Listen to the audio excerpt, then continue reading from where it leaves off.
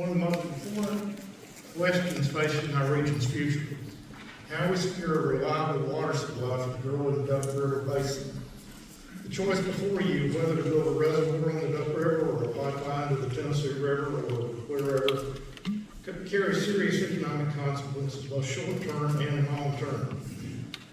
A local reservoir keeps our water supply close to home, circulating investment and economic activity within our own counties.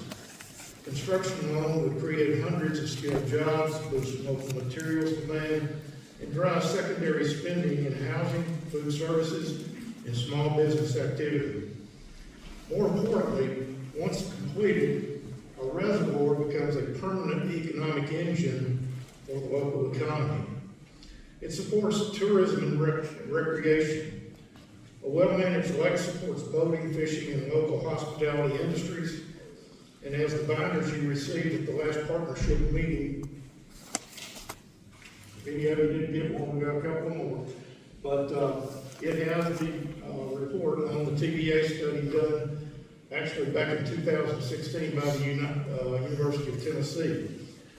Found that recreational TVA reservoirs contributes about $11.9 billion annually to the regional economy. That's recreation benefits.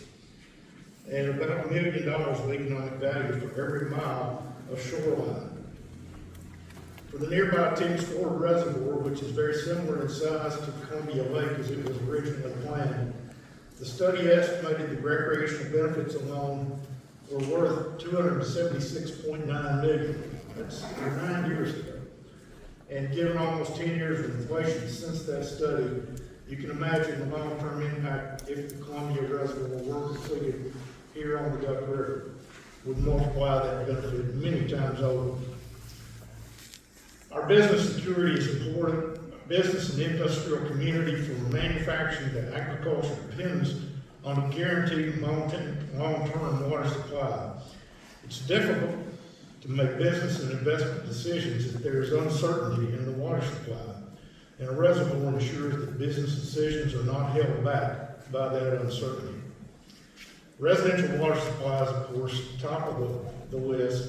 Cities, counties, and water district boards need to be able to plan confidently, knowing that the reliable water capacity is in place for decades to come.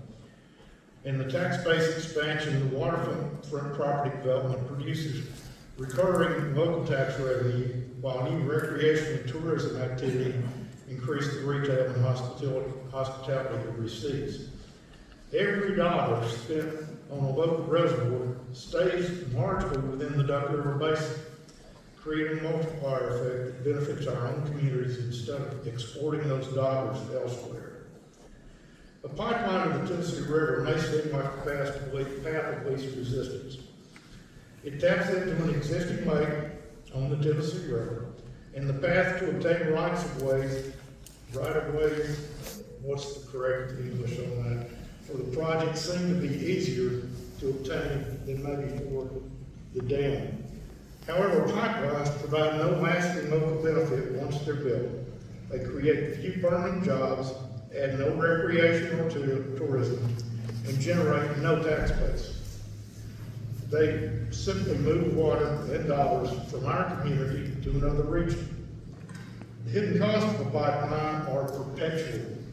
We'd be buying water forever, paying not only for the water itself, but also for the energy required to pump it 60 to 70 miles uphill and maintain that infrastructure indefinitely. Those payments, month after month, year after year, will lead our local economy and flow outwards to utilities and contractors elsewhere. That's a long-term outflow of local capital, but a slow but steady drain on our economic well-being. And consider the policy risk. If future restrictions or allocation changes occur on the Tennessee River, our communities could face price hikes or supply limitations beyond our control. In short, the pipeline potentially offers speed and simplicity, but at the cost of economic independence. In conclusion, the choice ultimately comes down to vision. The reservoir represents local control, resilience, and self-reliance.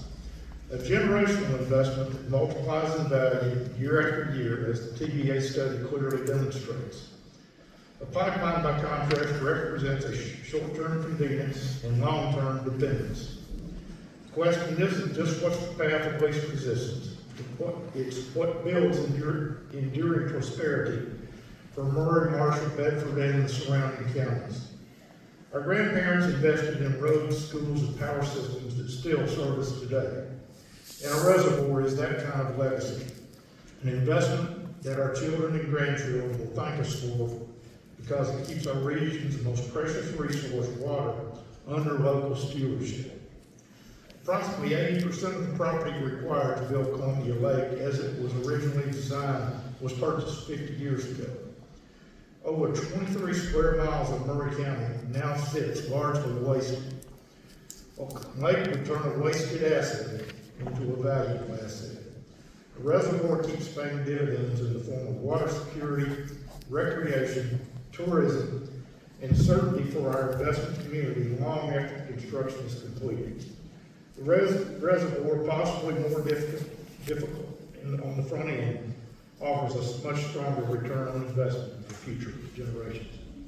Turn it over now to Rick Williams, who is also our